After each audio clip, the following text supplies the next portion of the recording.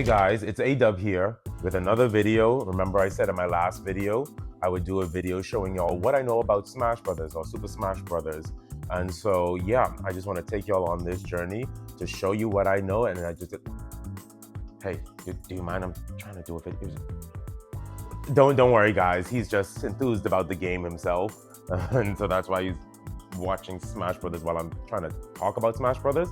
But anyway, so I want to show y'all what I know and what it takes to play Smash Brothers, what it takes to understand Smash Brothers, or how I know it right now. And so come with me and let's go into the lab and learn what Smash Brothers is all about.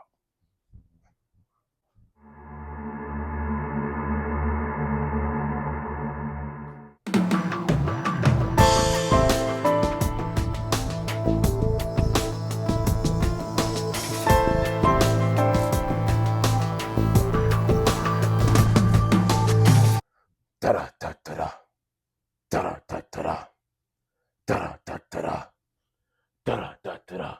Let's do it. Number 1,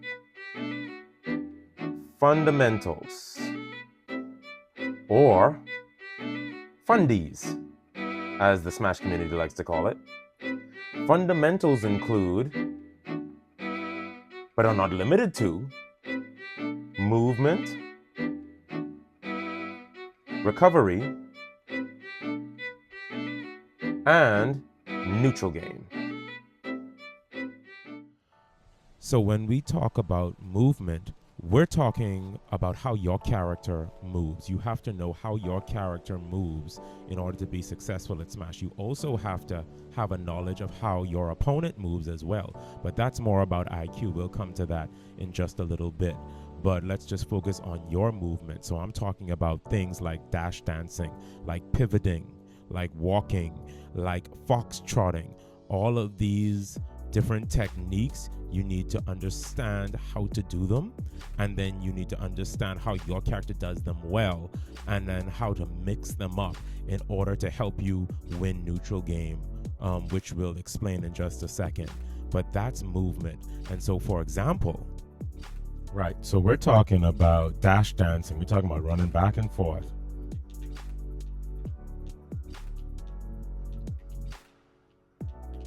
Like that. So you have to run back and forth like that by holding down left and right, that joystick. And so we're also talking about foxtrotting, which is a more staccato movement or a static movement with the joystick. So you're hitting it back, you're hitting it multiple times. You're hitting that short multiple jabs at the joystick left and right. That's foxtrotting. And then we're talking about walking, holding the joystick up and to the diagonally up, left and right to be able to walk. And we're talking about pivoting, slightly toggling the joystick so you can turn around quickly. And so mixing up these movements so that you can mix up your movement. And so we're talking about short hopping, that's a full jump, short hop, and then short hop, fast fall, full jump, fast fall, short hop, fast fall, full jump, fast fall. And then you can mix that up with moves, which we'll talk about later in skill set. But yeah, so that's basic movement. And then you're talking about air drift as well. Some characters have better air drift than others, and so I can jump and use the joystick to move back at the peak of my jump, or jump and use it to move forward at the peak of my jump. All of those are also useful tools, also included in movement. And then we're talking about roaring, being able to do this. Do you see how I skid when I move? That's roaring. So you can use that to mix up your back airs and those type of moves. Slide, jump, back air, slide, back air, like that. So just a couple of tips on movement. So when we talk about recovery, we're talking, of course, about how you get back on stage when you've been hit off the stage. But it's more than that. We're also talking about how you rebound after getting hit stunned while still on stage, because depending on how you get hit, you can get set up for a tech chase. You know what I mean? You can maybe get put in the what we call the blender, You understand? And so you need to understand different forms of recovery. Of course, jumps and your up Bs. Most characters' up Bs are their recoveries. You can also recover with side B moves with some characters. And so we need to understand recovery. Without recovery, you can't play. You will be hit, and you will be hit off stage. And how you recover will be dependent on whether that game keeps going or that game is very, very short for you. And so we are talking about jumps. Now, people think jump is a move, but I want you, if you're learning Smash, I want you to think of jumps or your jump move as a resource. It's not just a move, it is a resource. And if you burn your resources, you will be left destitute and vulnerable to death. and so when you get hit off stage, it's important that you don't burn all your jumps right away. You need to understand how to drift. Some characters have good drifts, air drift. Some characters have less of an air drift, and you need to understand, does my character do well drifting in the air or not? Because that will hinge on whether or not you can use your jump sooner or later. And so it's very important that you use your jumps effectively and don't just panic and spot dodge and air dodge and burn both your jumps too quickly. Or if you have a floaty character, you're just spamming the jump button, desperately trying to survive. You need to understand how to drift. You also need to understand how to tech. You understand? Because there's some characters that are specialists in knocking you into the side of the stage and bouncing you off of there and just completely destroying you.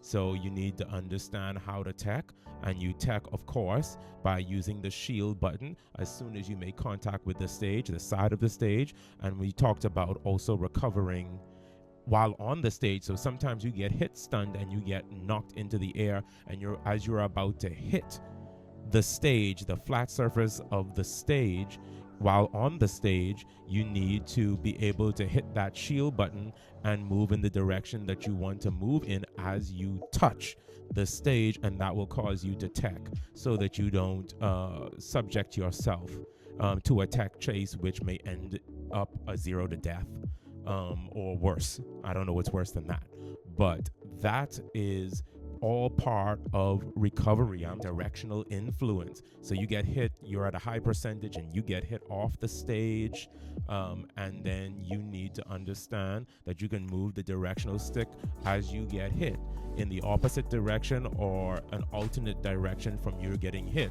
in order to influence the direction in which you've been hit into or are flying through.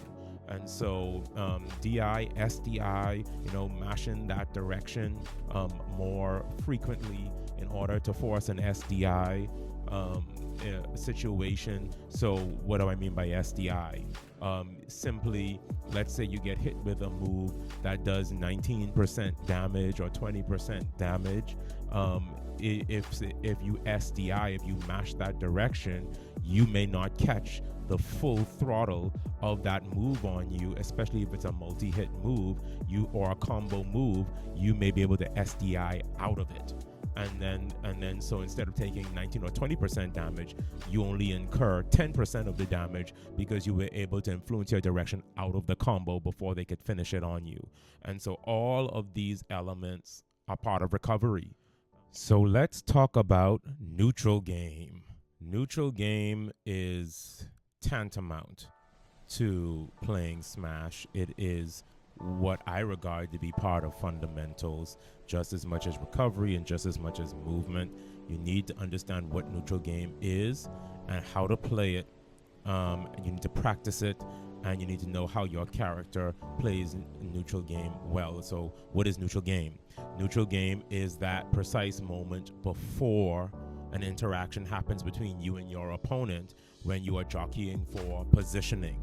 You are trying to gain a favorable position over your opponent on the stage, whereby you can gain the advantage and hopefully start a combo or draw first blood or whatever have you. It happens in wrestling, it happens in boxing, any sport or any activity that requires physical competition against another opponent, there is neutral game. So to elaborate a little bit, When we talk about neutral game, we're of course talking about the triangle, and the triangle being poking, reactive play, and overshooting. So what is poking? Poking is when you use a move to kind of cover the aerial space where you don't want your opponent to tread into. And so you're using maybe a forward air or a forward tilted move or some attack that is going to cover the area where your opponent ought not tread. That is what poking is. And so if they jump into that area, or they roll into that area, or if they dash into that area, they're likely to get hit by your poke. And so that's one aspect of it. And then there's the reactive play. We're talking about, of course, running up and shielding. Running up and shielding, jump, fast fall shield, that kind of thing. Sort of luring your opponent into attacking your shield so that you can get the punish. And we'll talk about bait and punish when we talk about IQ. But that's part of neutral game, is the reactive play, the passive play, letting your opponent make the first move. So maybe you have a projectile, and that projectile is going to help you draw your opponent in close so that you can get them in a certain position and punish them. Or we can talk about overshooting, which is the third element of the triangle. Overshooting means your opponent is really good at covering the space in front of them, so we're going to jump behind them and maybe get a back air, maybe jump behind them, pivot, tilt, pivot grab, that sort of thing, depending on what character you have. And so that's overshooting. Or as it was explained to me, we can do it like this: set up, wait, and then intercept. So setting up for a move, trying to get a grab, or the dash dancing or fox trotting, or doing some type of movement to make the opponent think that it's safe to come in, and then you punish.